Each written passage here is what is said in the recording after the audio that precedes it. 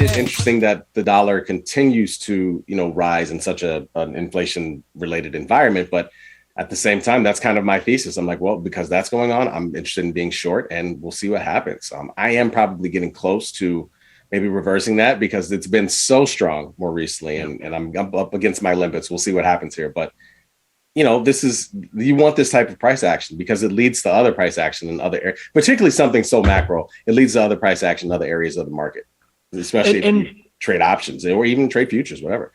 Absolutely right. And so it's pretty clear cut, the trader's perspective on this type of thing. Like the thing is at an upside extreme for a bunch of different reasons that we can get into it if you want. But this upside extreme brings a lot of opinions from contrarians and trend followers alike. That's just merely like extreme for the year, and thus I'm going to sell it if I go against these extremes, which Frank personally does most of the time. And I do have some short US dollar exposure out there, a little bit lower than where we're at, but that's because we're right now at the highs on the year. You couldn't have sold it any better. You're of course, the market's moving through you a little bit here, but trend followers, just the opposite view, which is to buy this market that's moving outside of its range. And the reasons for a lot of this, getting into some of the macro stuff, the trader's perspective here before just speaking to the idea of converting US dollar at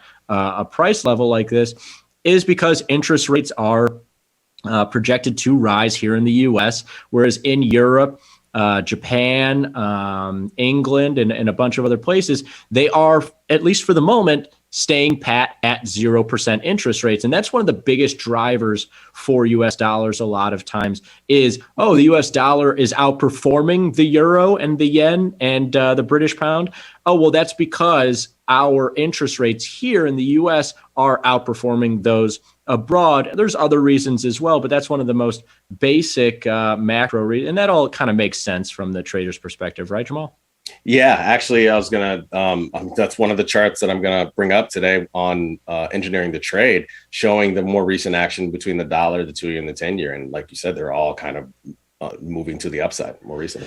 And that positive correlation is there until it's not, because here's the deal. And the reason why you might, sell into this extreme, and the reason why you might convert some of your US dollars to those other currencies is rarely do you have one single country that's economically a lot more sound than a different region of the world. Oftentimes, you'll see the US Fed come out and say, hey, we're projecting to raise rates a couple of times in the next couple of years. And then guess what? The Bank of England comes out and says the same thing. The European Central Bank comes out and says the same thing. And it ends up being a wash for these different currencies.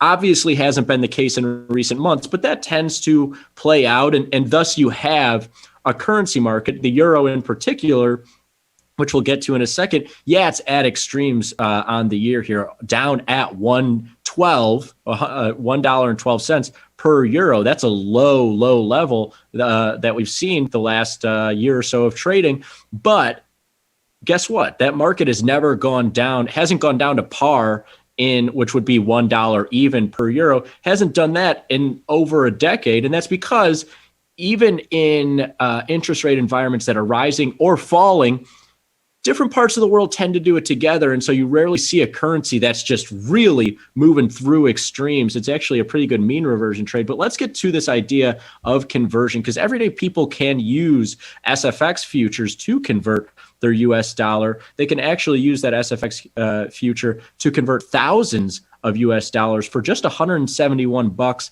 in margin. So it's this idea of like, say you have a trading account or you just have a bank account that's got, tens of thousands of US dollar here, and you see, hey man, this US dollar has risen a lot. My buying power abroad is better than it's been all year right now.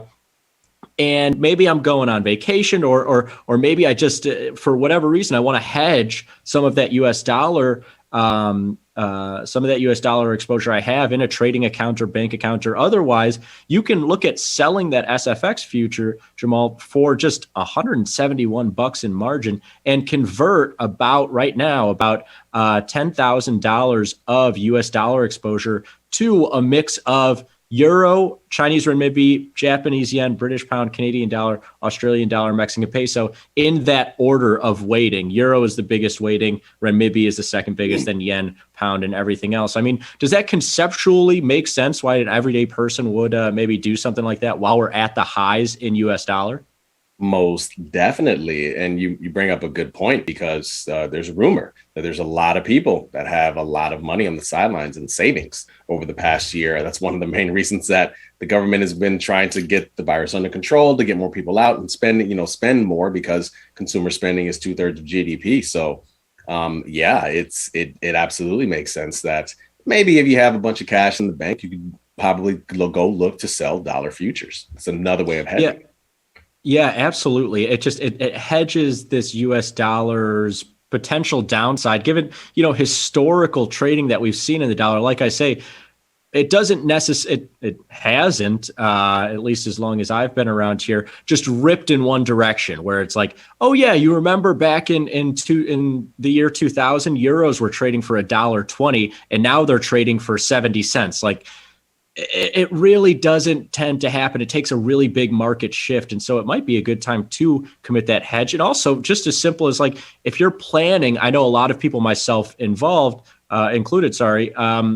planning an abroad trip from the US in 2022. I'm trying to get to Japan myself. A lot of people trying to get to Europe and other places.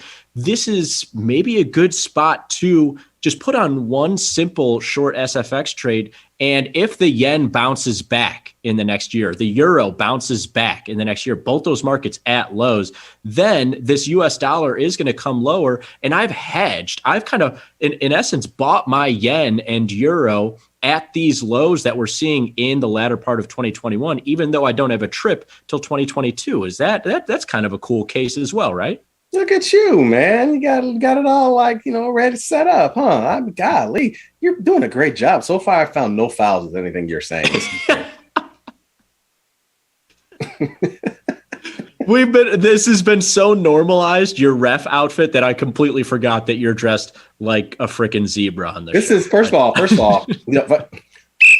all, this is a uniform. Okay, it's not an outfit. It's an outfit. It's a uniform if you're actually the thing that you're wearing. It's so close to getting these two to come together. I'm telling you. You don't want that. Okay. Also, you threw a flag and now you're going to tee me up? Those are two different sports. Don't worry about it, okay? Don't worry about my reffing style. Are you going to pull a card out as well? You're going to give me a card? Anyways, let's get before we get off the rails here.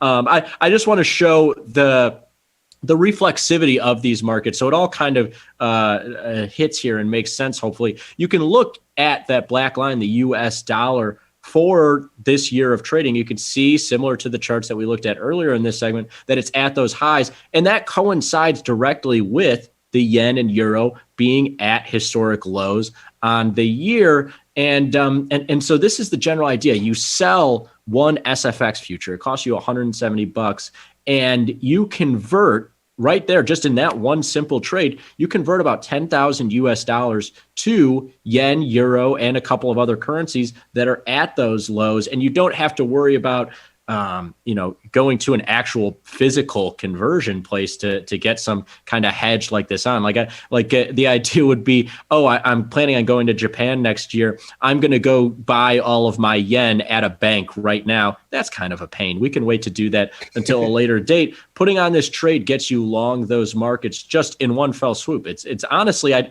don't think there's an easier way to do it, a cheaper way to do it than using the US dollar futures. No, not that I know of. And I think you have it laid out perfectly here. You can see the relationship between the three in the last couple of years. And like you said, I mean, yen and euro are on their lows in the time being, as the dollar is continue to get stronger. I mean, each economy, like you said, has their different issues that they have going on right now. I mean, there's, different stuff that's going on in Europe versus in the US. But we're all kind of coming out of the same, global issue. That's the real interesting thing about the trade overall, I think. Yeah, absolutely. And of course, the euro can go from where it was all the way above 120 down to 112 where it sits today. It can go down to 110. It can go wherever. But I like the way that you kind of that you rounded this whole conversation out. Where all of these economies are dealing with the same trials and tribulations. And I do have to think with leaning against historical data here, I do have to think that this euro and this yen don't just break into completely unseen territory relative to that historical data. And the worst thing is always like, oh, I'm going to Europe or I'm going to Japan or whatever. Man, I wish that I could convert my US dollars back at the levels that I saw last year or the levels I saw a couple of years ago. You can get ahead of it by hedging those vacations or just trading, converting some of that US dollar and hedging your exposure in your different accounts in the meantime, while we're at these lows here in November of 2021, even though you might not be going anywhere anytime soon. So a real nice conversation there. I don't think anything foul about it, right, Ref? Yeah, no, not at all. I mean, great job, great game, great contest. And, you got some great analysis going on here with the dollar. It's some interesting times in the markets, especially, seeing some of the moves. We saw the knee jerk reaction yesterday to Powell's renomination, all these different things. I mean, I don't know. It's usually so slow this type of week, right? Like, and historically, I mean, I know we do studies all the time on like, different time periods and they become inconclusive, but I know what I've seen in my head over the years. And at least 10 out of 15 years, it's like a slow week, this type of week. You got certain names moving around, but there's just some big macro stuff this week, I feel. This is truly like I was just saying the same thing to a colleague of mine over here at the exchange. I was like, man, oddly enough, this is one of the healthiest starts to a week we've seen in the market in a while. Just like everything moving back and forth, like seeing some outside moves and reversals. Intraday price action has not looked healthier in the last couple of weeks, and it finds itself on a U.S. market week, or a U.S. holiday week. So an interesting one for sure. I have plenty of opinions about not just U.S. dollar, but commodities and interest rates and otherwise. So stick around for those. Splash into Futures is coming up next. Jermal, thanks as always for jumping on here. Small stakes, man. We love having you. You're my favorite ref. You're my favorite ref out there. I don't know any other ones, but you're my favorite. Okay. Yeah, that's good. You were getting ready to blow. I thought I was going to have to. I thought I was going to have to. I thought you were going to violate some rules, but you did a great job today. Great job. Next time, just keep your ear to the ground and your nose clean and all that kind of stuff. And, you'll be fine. Yeah. We want a nice clean match today no funny business, no taunting. You're not allowed to. Why is there nothing funny about funny business, by the way? Like there's nothing funny about funny business. I don't know why. Also, the refs, it's so serious a lot of the times. No funny business. No, let's all a clean match. Let's take it seriously. It's sports. It's entertainment. Like it's not like a ref in like a laboratory where they're curing cancer. It's like that. Don't marginalize. Oh, just please. It's sports. It's entertainment at the end of the day. There should be funny business. It's a fun thing. It should be fun. But anyways, thank you so much, Ref, for joining us here on Small Stakes. Thanks everybody for watching. Splash into Futures coming up next.